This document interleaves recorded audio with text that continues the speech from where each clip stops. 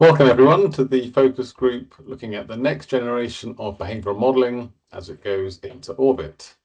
My name's Ray Kirk, I'm a developer at Apteco and I've been working particularly on the modelling techniques. So today we'll be looking at how we can minimise the expertise required for behavioural modelling while maximising the benefit we get from it.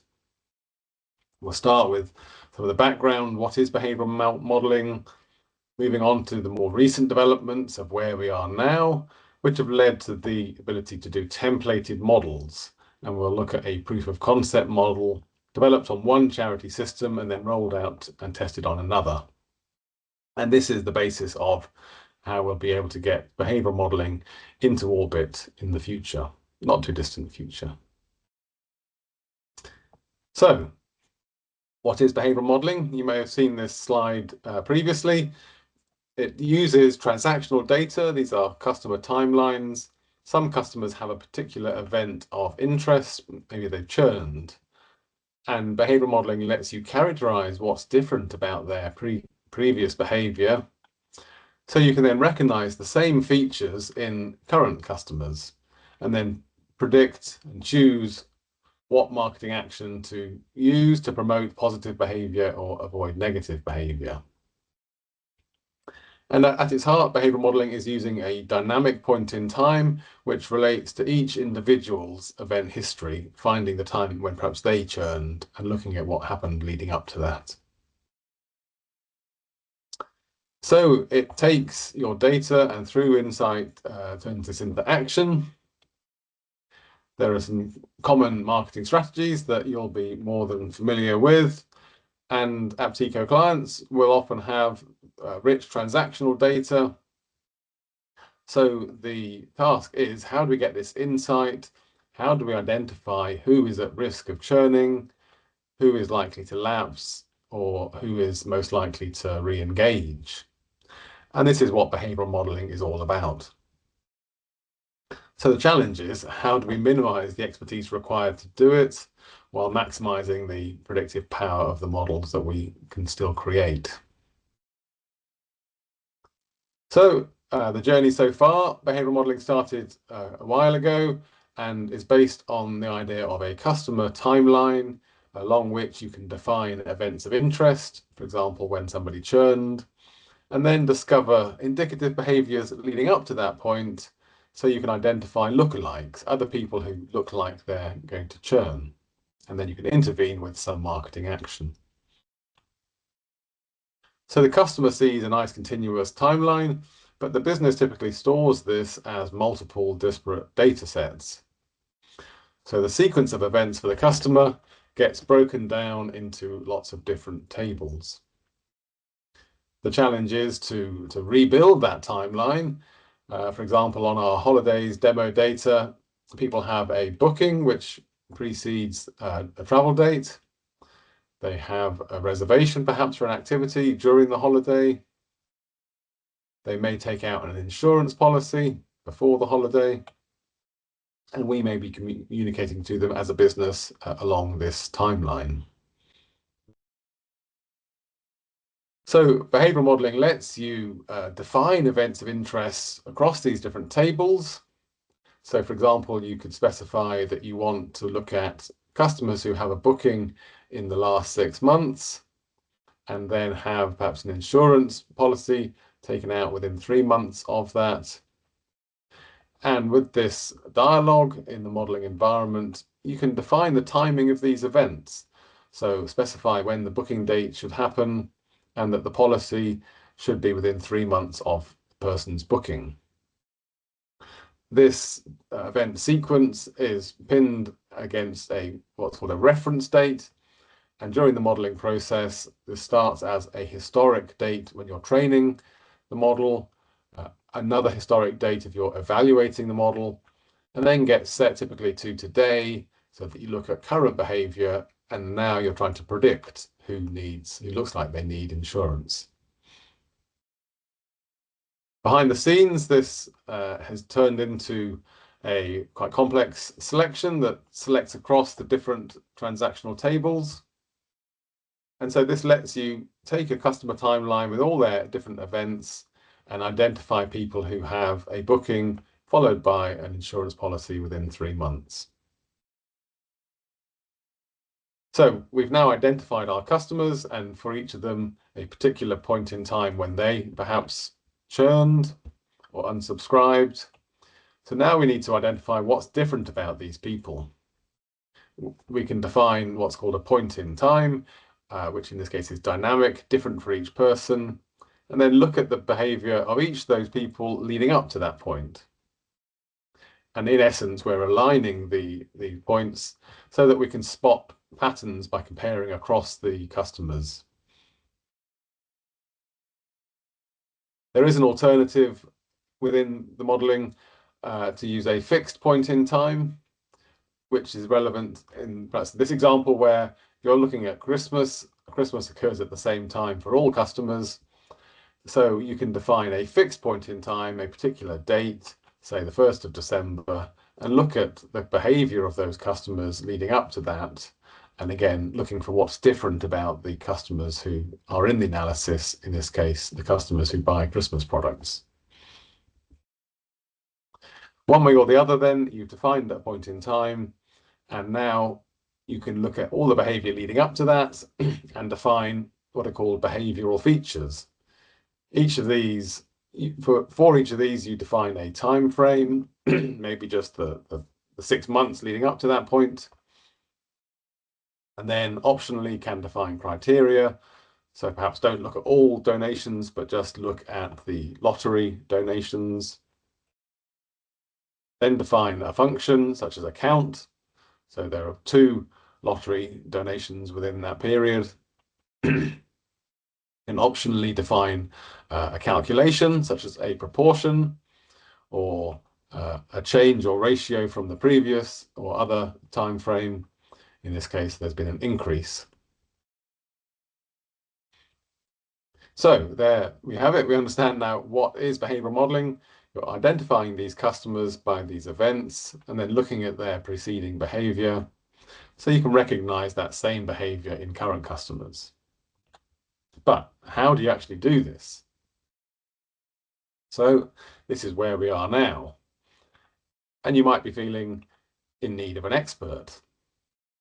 Is it time for AI? Not quite time for Orin yet.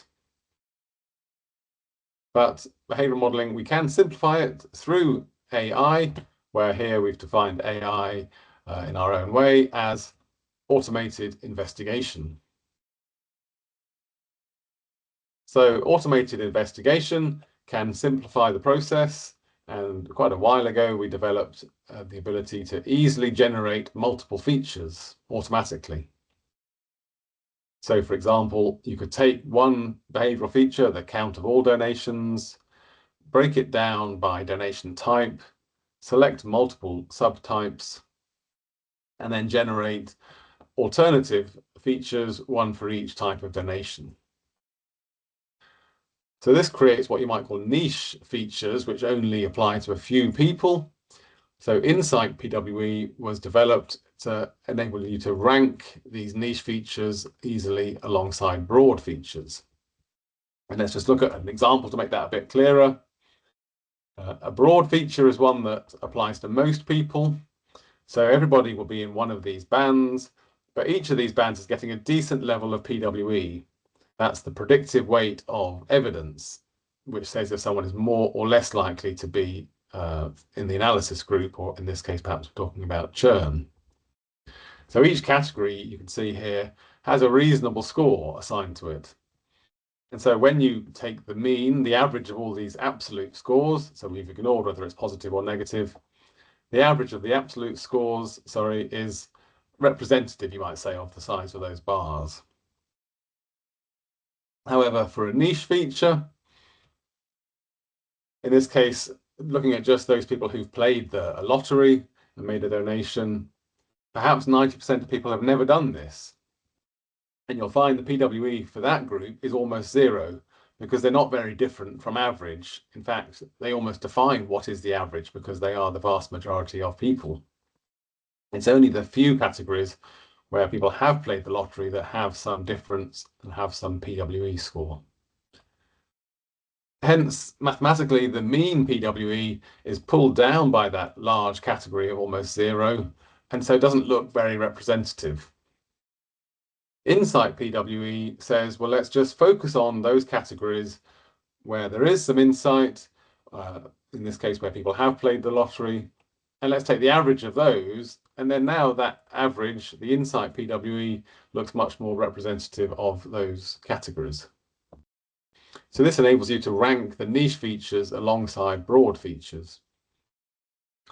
Incremental insight was then introduced to automate how you can choose the best subset of unrelated features. This is all based on the correlations, or here we see them plotted as associations between the different dimensions. The plot shows visually which features are related together, and then incremental insight gives you a numerical way of sorting these features. So when they're sorted by insight PWE, the top feature, in this case the count of donations, for that feature the incremental insight is the same as the insight PWE. There are no other features above it that are correlated. The second feature, the insight PWE is slightly reduced to account for the correlation with the other feature, giving a slightly lower value for the incremental insight. By the time you get to the bottom of the list, the insight PWE has been greatly reduced because it is correlated to lots of the features above, and so adds very little incremental insight. And you can select any of the features and choose select most correlated dimensions, and that will highlight visually which features are related. And now we can understand what's going on. The number of years since your first donation is highly correlated to the count, the number of donations you've given in your history. And that's why the insight PWE is being greatly reduced, and the incremental insight is much smaller because that doesn't add much more information given that you know the other features. The last bit of automation was the ability to run in the background all these multiple processes that a user would do manually through the UI. This option to run as a background task is actually hidden within the FastStats UI, but it was developed to enable the orbit lookalikes process to automatically run this whole modeling sequence. So that's how automated investigation can simplify and reduce the expertise required to do the behavioral modeling. Now going to look at a different type of AI, which we've called advanced user input. And the aim here is, rather than automate the expertise, we're trying to encapsulate this expertise in the form of a template. So a modeling expert can create a model, store it as a template, and then a business expert can use that model, loading it and applying it to their own data context about which they are the expert. So this addresses the trade-off in that it gives you some uplift in targeting out of the box with minimal expertise, and then there's still the option to refine the model if you do have the necessary expertise. So these templates, you'll have one modeling expert creating a model in the modeling environment, then exporting it across to a business expert who can then use the model. And the end goal is to be able to use it in orbit, as we'll see in a minute. In Q3, the templating process let you copy a model between two different systems within FastStats, copying via the clipboard. And because your two systems probably use different variable names, the template is parameterized, and you can change the names of the variables. And it is actually just the dimensions that are being templated in this process. In Q4, on the other hand, we have released in preview this quarter. You can now store these templates in a database. and it is the whole model that's being stored, not just the dimensions. And this is so that the model can be loaded into orbit and then run. And because we're working within one system, the variables are fixed and then not actually parameterized in these templates in Q4. And hopefully by the end of the year, you'll be able to use the new profile tiles to actually load and display a behavioral feature as a profile tile. And then next year, going on to allow multiple models to be templated for common scenarios. So these could be created by a partner or by Apteco, and then transferred between systems and then between FastStats and Orbit. So they can be loaded as a template into Orbit and displayed as out-of-the-box solutions. So here we're seeing then Apteco Intelligence as the AI that's simplifying the modeling process. We'll come to Orin at the end. So we've created a churn model on some real charity data as a proof of concept of this idea of creating templates.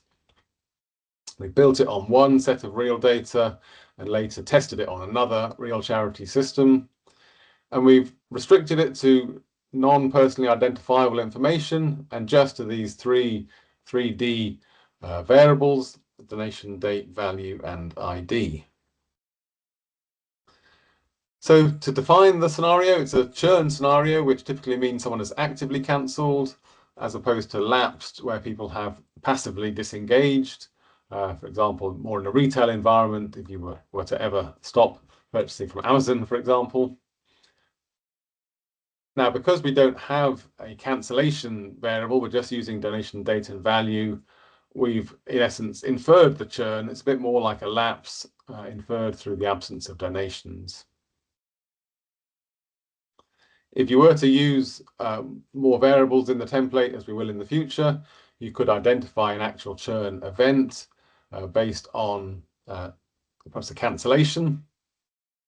So this would let you define a base of regular donors based on some categories of donation type, and then define a contract level event where someone has actually cancelled their subscription. And the modeling environment, as we've seen, lets you combine these events into a sequence of, say, a regular donation in the last year, followed by a cancellation. And these are turned into selections that are used for the analysis. For the proof of concept, as I said, we're just doing a simplified process where we've inferred the churn. So the base are people who have any donation in the past, and the analysis group are people who have not had a donation since the reference date. So one way or the other, you can define yourself a base selection and an analysis selection. So either using the event level data, or as we've done here, kind of inferring the churn, more of a lapse. So then the next task is for these two groups, the analysis and the base, to understand the differences in behavior. We've actually restricted from the full set of data that's available to only use the donation history and to actually just use these 3D variables, which in essence means we're using just RFV type features and looking at some ratios which have given some interesting insight. So the top features coming out of this model, the number of months since your last donation. People with recent donations are less likely to churn. Now, it's not rocket science. The number of years since your first donation, those donors with a long history are less likely to churn. So the point is, these features are intuitive. They're not that surprising. But the power of behavioral modeling is that you can systematically create these features and quantify the behavior of people on your supporter base, and then identify and target people who are likely to lapse. There were some perhaps more unexpected or more interesting features as we'll look at. This one essentially showing that donors with an irregular pattern to their annual donations are more likely to churn. So as a few examples, and these are the charts that you can get at the moment in the modeling environment, and in orbit on the profile tiles, this is the kind of chart you'll be able to display. So here we see the PWE values, and a positive value is somebody who's more likely to churn, in this case, donors in their first 2 years. And donors are less likely to churn if they've been on a supporter for 2 or more years. The number of months since someone's last donation shows that people who are recently active in the last 3 months are less likely to churn, and those who were active 3 to particularly 12 plus months ago are more likely to churn. The average donation value gives some interesting patterns. People giving a donation of £10 or less are less likely to churn, and those with larger donations, £50 or more, are more likely. And the band of £10 to £50 are not significantly different to average on this data set. And that highlights an important point, that here we've created this model on one charity's data based on the donation amount variable. And when rolled out to another charity system, as distinguished by the fact that it's using response value, the pattern is slightly different. In this case, people in the £10 to £20 band are also less likely to churn. So the key thing here is that the actual scores are, in essence, recalibrated and are bespoke to the system that is using the model. One final feature, which I've called support regularity, shows that donors with an irregular annual donation are more likely to churn. This is based on the ratio of your average value in 1 year compared to the previous. So a value of 1 means there's been no change in your average value. A ratio above 1 means you've increased, and ratio below 1 means you've decreased in value. And the interesting thing is that it's people with a large or small ratio who are more likely to churn. And it seems to be that this is kind of a proxy for what is the type of their donation, as we'll see in a minute. So people with what I call a mid ratio, or exactly a ratio of 1, are typically a payroll giver. So every monthly donation is the same, and their ratio 1 year to the next is exactly 1. Another donor here who plays the raffle has a ratio of 0.8, because 1 year their average was 11 and the previous year it was £13. So in both cases, these are less likely to churn or haven't churned. They're part of a regular relationship.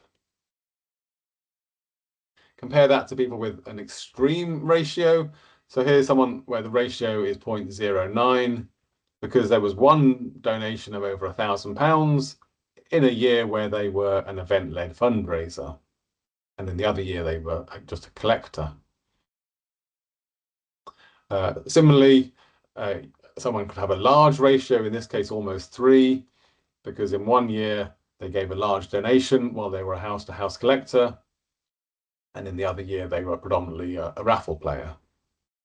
And here's a third example, again with a mixed type of donation. So it's this mixed relationship who appear to be more likely to churn. So these features have been identified on one set of real charity data, and we have then rolled it out, changing the parameter values, and tested it on a different real charity system. And in applying the template, just to re-emphasize, the template says which behaviors to assess, and the template says which bandings to use within that. But the actual scores, as we saw in terms of the average value, the scores are derived again, bespoke to the client data, allowing for the different bands to have a slightly different interpretation on the client's data. So when we tested this, and remember this is just simple proof of concept, but it gave a 2.5-fold uplift, so that if you targeted the 10% with the highest scores who are most likely to churn, you reach 25% of the people who did churn. We'll look in a minute at how this simple model could be improved, but hopefully this has achieved some of that trade-off where we've minimized the expertise needed to apply this, just use the template, giving you a decent uplift out of the box, and the option to refine that model later on the client data if you have the expertise. So the templates could be improved in terms of extending the parameterization. We just use these 3D variables, using donation type and breaking down the features, giving some more niche features, perhaps looking at people who just play the lottery could give some more insight, and also using the transactions from other tables, for example. The features could be extended from just the simple RFE ratios that we did for this model, perhaps looking at trends, looking at combinations and patterns, as you may have heard in Chris's talk, and other advanced expressions. And then there's the option, of course, just to actually take the template and improve it further with your own expertise. So I'm going to give a quick demo of the templating process, just showing it as slides to simplify things and save a bit of time.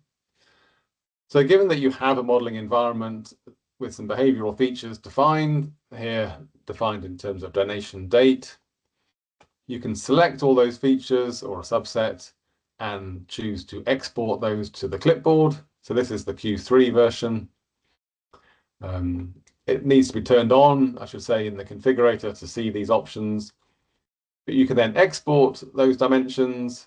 You get a confirmation to show that we've exported 12 dimensions, and the variable names have been parameterized to just transaction date,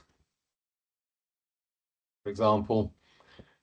And then you can paste those dimensions. And if you do this in the same system, essentially you right-click and choose to import. Within the same system, they will be imported with the same variable names that that system uses, so donation date, and you have the variables, the features there. Or you can go to another system, and in the modeling environment there, you can paste the features again, but it's a slightly hidden option in that you have to manually actually edit the template before pasting it. But in this new modeling environment, you could then import the dimensions, and now you'll see that the variable names have been changed. And in this case, we've imported it into our holidays booking system. So in the future, where we are today is that we can export these models in Q4 to a database,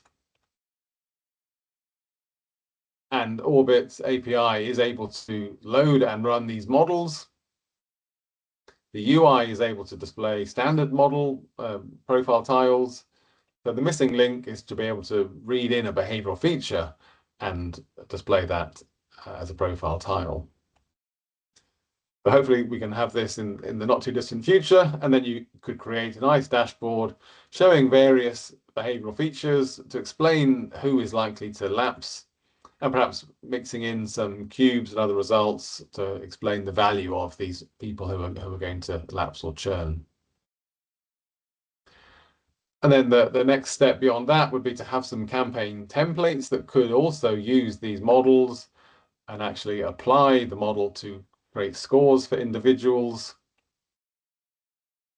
and then use those model scores to target people for a campaign. So here we have Apteco turning insight into action. with Apteco or a partner, generating these templates, applying them to some common marketing strategies so that the client can just load up some solutions for perhaps churn or reactivation. And if they have the expertise to refine those models further. And this, I think, is a good place for Orin in the future to, again, minimize the expertise and to drive fast stats to refine those models. Just as the final misuse of another acronym, redefining SaaS as software as a solution, which is what Apteco is aiming to do, to give you these solutions out of the box to common scenarios, but then let you, if you have the expertise or you're using Orin, to refine the models and improve the insight. So if you have any questions, feel free to get in touch after the event. I'll be happy to take feedback and suggestions for the future. Thank you.